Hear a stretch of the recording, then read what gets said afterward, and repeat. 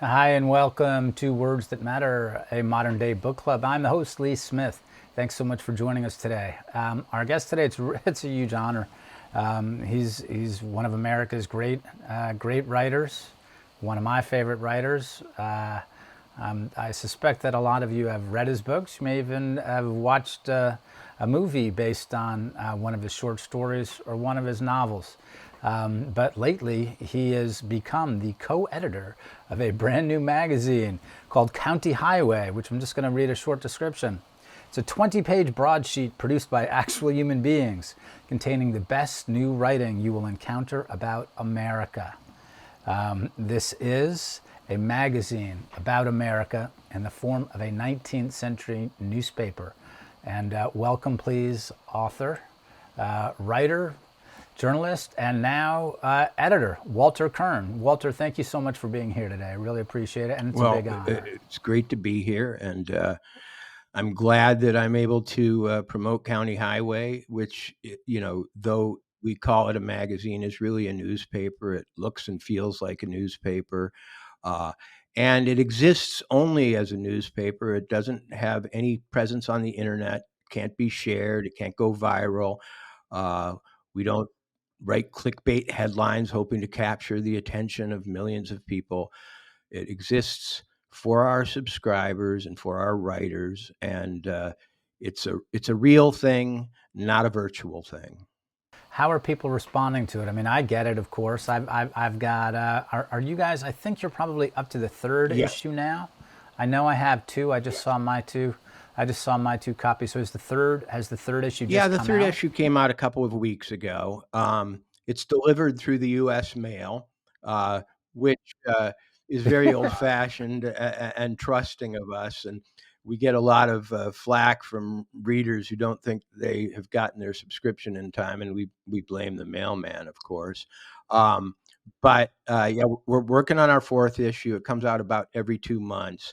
But I've got to tell you, Lee, there's enough printed matter in this single newspaper to keep you reading and reading at a high level for a solid month. I mean, it's not some uh, low content, quick and easy, full of lists style paper. It really has meaty, long articles. I mean, in our last issue, we had a 10,000 word piece about traveling to see a Taylor Swift concert. So it's for people who read the New Yorker and that kind of thing, but maybe want a different angle on American reality. Yeah, it's really terrific. Yeah, and it has everything from it has music. You were talking about Taylor Swift. I think that the your co-editor is David Samuels, another one of America's Yeah. great writers, essayist, Yeah. friend, and I believe that David. I can't remember if it's his daughter, Susanna, or maybe it's his son Ben, who's been writing about music as Well, well. So if, for the Samuels, County Highway is a family affair, and we like it that way because there's a lot of labor efficiency in that. Um, the newspaper is doing really well. I mean, we met subscription goals that we thought would take us a year or two in just a couple of months, and so people are adopting it quickly. But because it, as I said, it can't be shared on the internet, it's a ground game for us. We we we count on word of mouth from our readers, maybe social media posts that complimenting us that we can share. But this is not some mass media experience. It's a very uh, personally produced, human scale enterprise. It's really a beautiful thing, and I've heard David talking about it for years, and I'm moved and impressed by someone who, I mean, he saw that it wasn't just a Right. market that needed something. He saw that a culture and a society needed something. What exactly was it that America needed, that American writing needed, that County Highway Well, our sort fulfills? of tongue-in-cheek motto that's up at the top of the paper, where the Washington Post has its uh, democracy dies in darkness line. We have the line America's only newspaper. And it may be true because it is a newspaper, and it's the only one in the sense that we treat the country as a giant small town. We don't prefer any place over another. New York, Hollywood, Washington, D.C. don't get special treatment. Dubuque, Topeka, and Livingston, Montana are all right there with them. And, we have stories about everything from the wheat harvest in Kansas to, an animal attack in Iowa to, uh, you know, uh, the barroom storytelling in the current issue of a bunch of old cowboys in Elko, Nevada. And we're not trying to be cute.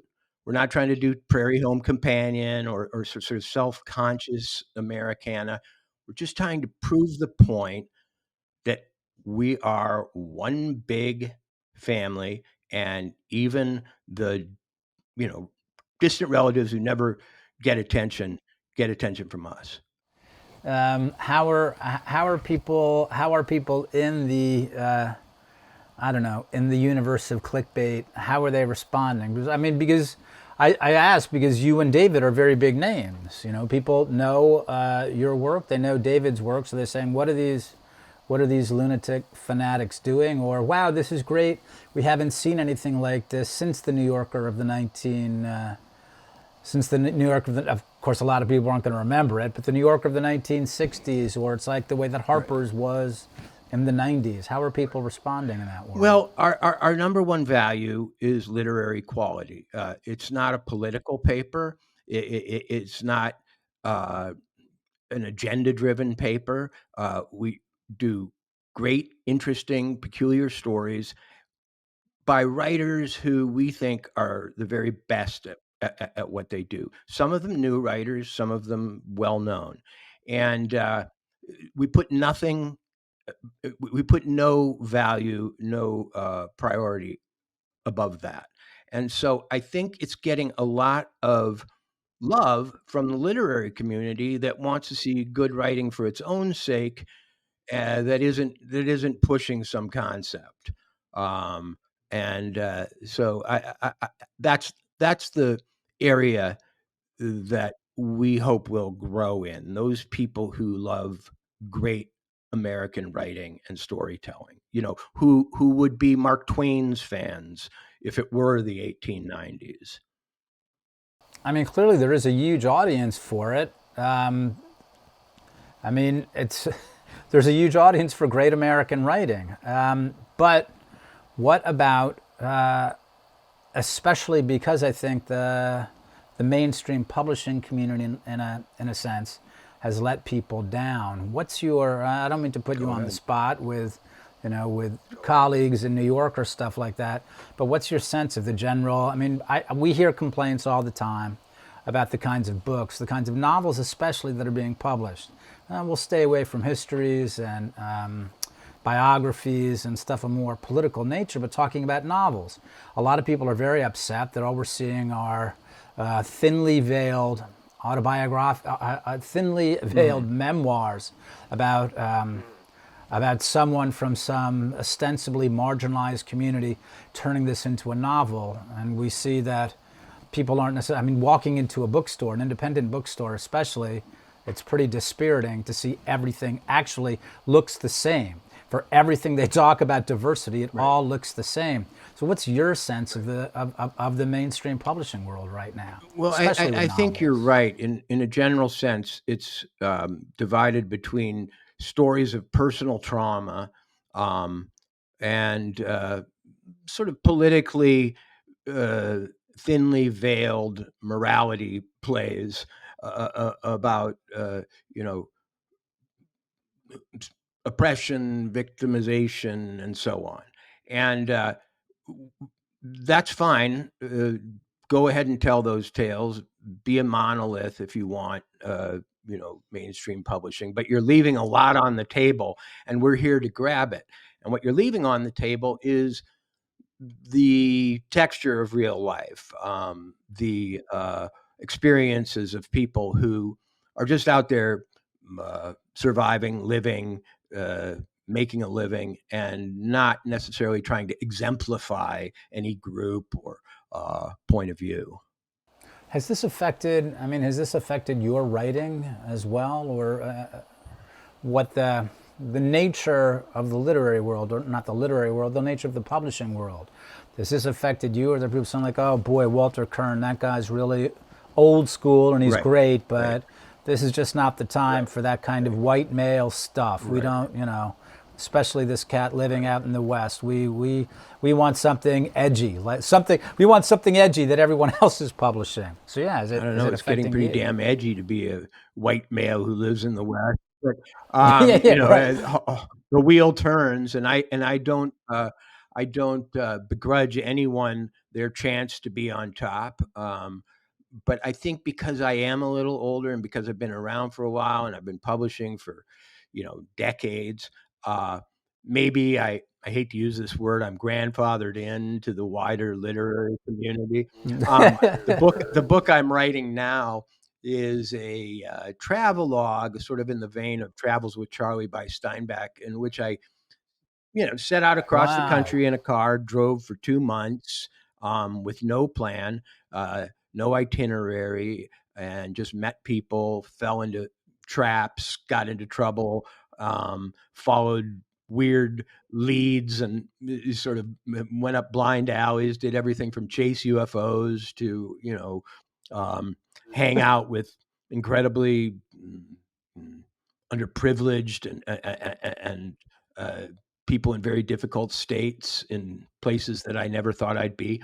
So trying to build a tapestry from that is probably as old-fashioned a way to write a book as I could, and I prepare to be beaten to death by 1,000 baseball bat wielding NPR listeners when it comes out. God, it sounds amazing. Where did you go? Where are the places? Oh, Can you sure, tell yeah. us some of the I set out from places? Las Vegas, Nevada, where I am now. I live in Montana most of the year, but I spent a couple of months in the winter trying to cure my seasonal affective disorder in Las Vegas. So I drove from Las Vegas, and even though I spent 2 months on the road, I didn't get too far across the Southwest, across what I guess you'd call the Deep South, into the Mid South, to the coast of North Carolina. And then I drove back. And frankly, I didn't spend much time in the North because I'm from the North. I grew up in Minnesota. Um, I went to school in New England, and the North bores me. I was absolutely gripped by the Southern way of being. And the southwestern way of being. I spent an inordinate amount of time on Indian reservations in Mexico. I mean New Mexico, um, and the plot of the book, because it really does develop a plot. You go on any trip of sufficient length, and a story emerges. And the story in this book came out of New Mexico, and I returned there at the end of the trip to sort of complete the thread. And I won't give it away, but it's supernatural. Wow. Walter, we have to cut away for 1 second. Anyone who's watching on YouTube, please make the jump with us to Epoch TV exclusively. You don't want to miss any of this great conversation with the amazing Walter Kirn. So please make the jump with us, get off YouTube, and come back and watch us on Epoch TV exclusively.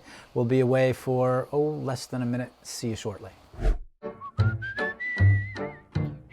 New Hampshire has the highest recorded absolute freedom measure in the history of the index, over 7 editions in 15 years.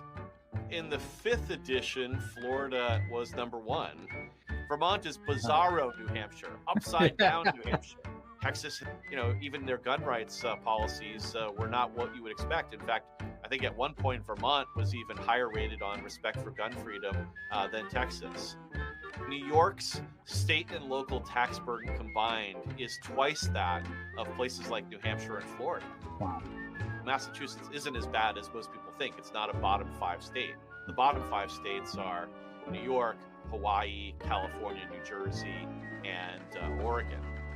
It's really evidence of how much Americans want freedom.